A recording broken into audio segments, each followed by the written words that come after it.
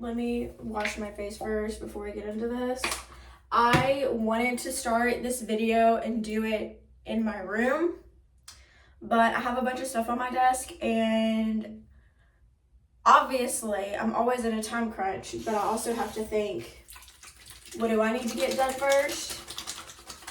And that is move all of my makeup into my bathroom so that I can put it on so that we can have a conversation.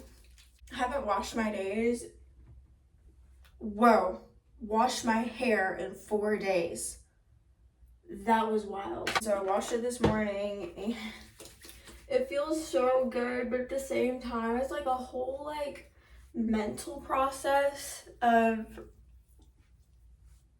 doing my hair in the morning. Like it's like, oh, I have to wash my hair, and then I don't really style my hair. I just kind of let it go, but I put in air dry cream and then a curly hair thing, and that's pretty much it. That's all that I do. I don't really put on a lot of effort because I don't care anymore. Let it do its natural thing, because the curls be curling or the waves be waving. What's up? It's really not that interesting. I've been learning a lot about myself over the past couple of weeks, if you've been watching these videos. Also, hi, my name's Audrey Rose. I post content about the reality of type 1, but I also talk a lot. So this is kind of like your podcast in the morning or at night or on your lunch break. If you work retail like me, oh my gosh, out here surviving with people. I'm also very introverted. I don't like people. I have been eating, if you watched my last video, I've been eating the Vans gluten-free waffles. Those things have been a trip around the sun, and it's really annoying because I have been giving myself 31. Oh my gosh. There is a hair growing and it's bothering me. I have been dosing 31 grams for carbs, but every single day I go up to like 215, like straight up. And then I have to take like correction shots.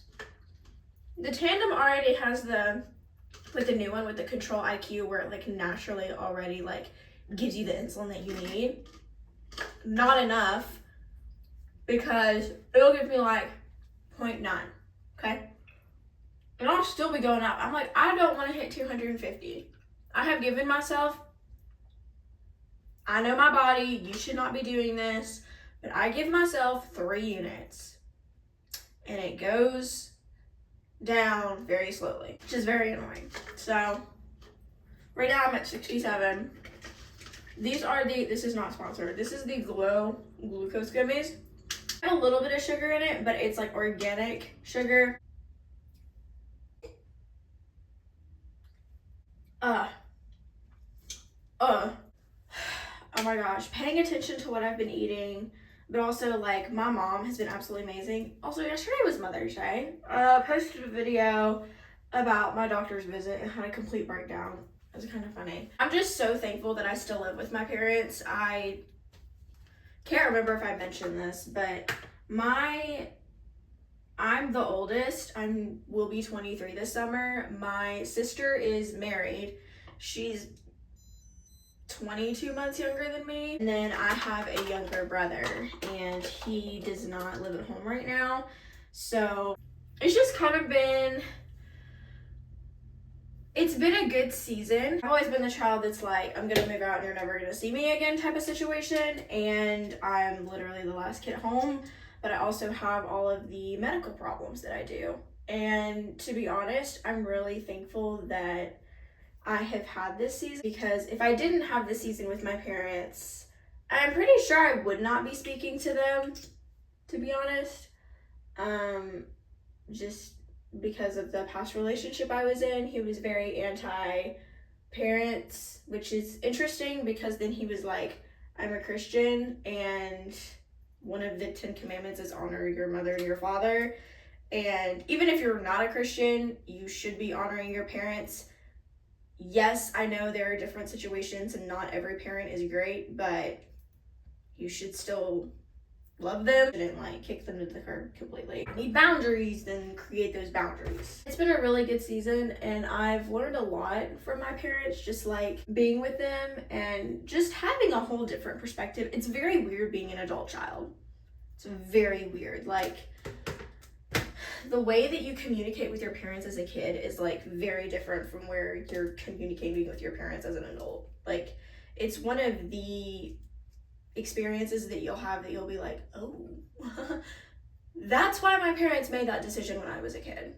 Like, they were young, they had never done this before, but also like they were trying to protect me. I've just noticed, like, even at the school that I was at, there were so many kids that would just go off about their parents and they'd be like, I hate my parents and this and that. So with that mentality, it made me hate my parents, but also I was very angry at everyone. Like, I didn't like people. I've just had this season recently, like with my parents, and it's been very healing, and it's not terrible, but it's like, you know, you have those conversations with your parents as an adult that's like, okay, I'm actually very grateful for the way that you raised me. I'm very grateful that you had us live on a farm for 7 years. There's nothing hateful about it. And especially, I mean, obviously my dad, he provides for our family, but like my mom had to deal with a lot. Like, she homeschooled and she never homeschooled a child in her life before. She was a public school kid. And even though my dad was away at work, like, she provided a really safe environment for me and my siblings. I'm so grateful for that.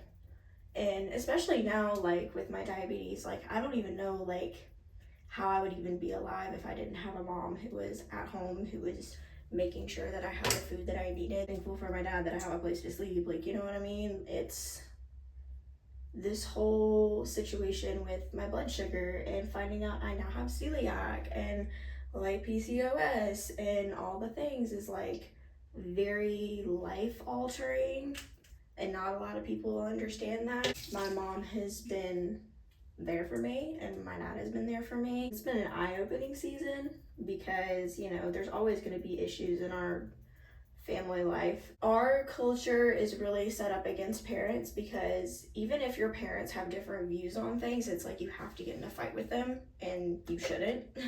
You should actually have a good relationship with your parents, because if I didn't, I would be living out of my car.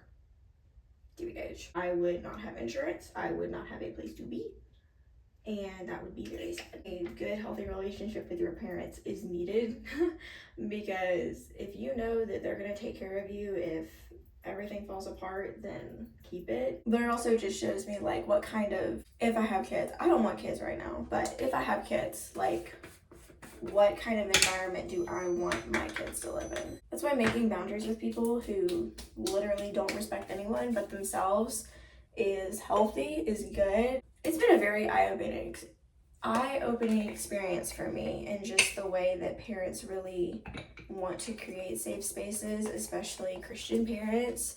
And also, like, I've grown up in a home that's like, you better be honest and you better tell the truth, because if you don't, then it's not going to end well.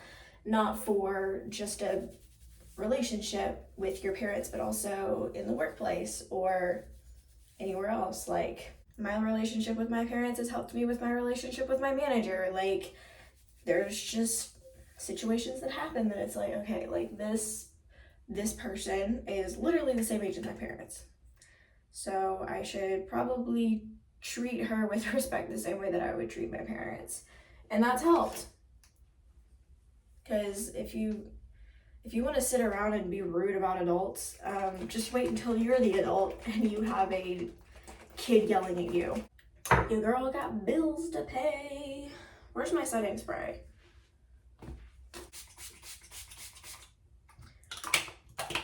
Anyway, that was a little bit of a rabbit trail. My health has been absolutely amazing recently.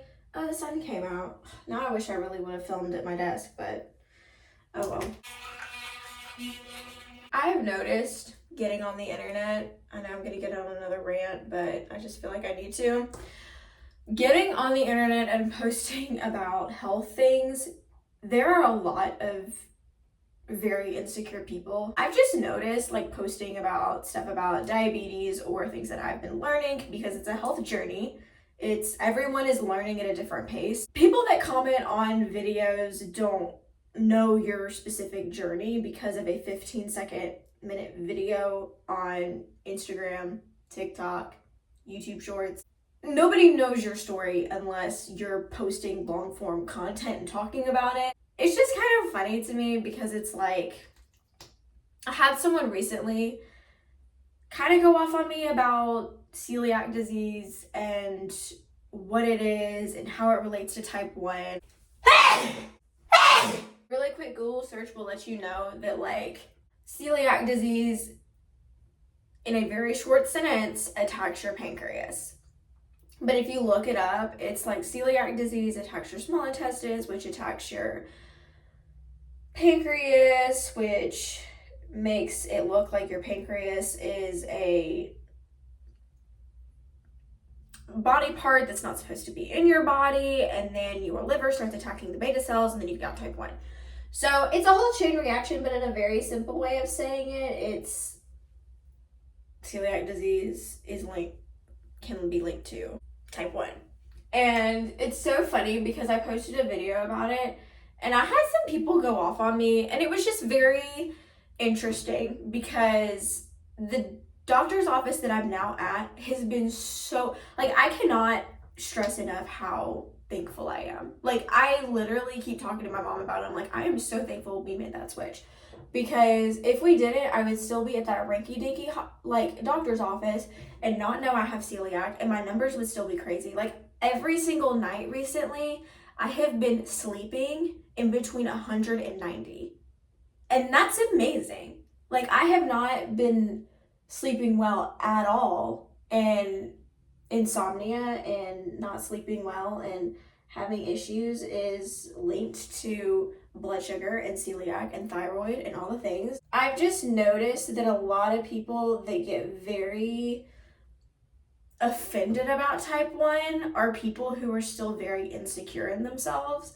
And even though those comments did bother me, because they do, those are comments that actually just show the kind of person that they are.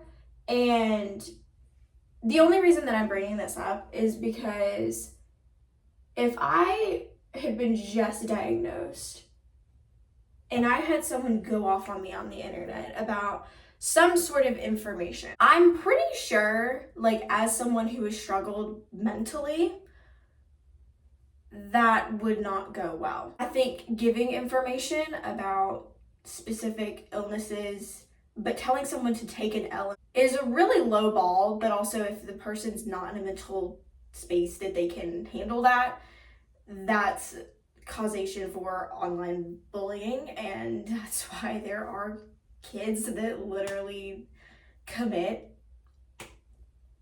because of people's comments. And it's very unfortunate.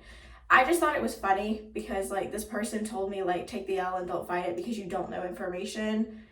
Quick Google search and I was able to find a lot of research. I'm still in my research journey on how celiac and type 1 and PCOS and thyroid and adrenal issues are all linked together. I am on my journey on that and I'm learning that. But I've been a type 1 diabetic for 4 years and I'm just now learning all this information about myself. And honestly, if you don't know about your body, you won't know about your mental health. And if you don't know about your mental health and your body, then you won't know, like, where you are. And I'm now in this place of, okay, I have all these answers. I actually know what to not eat.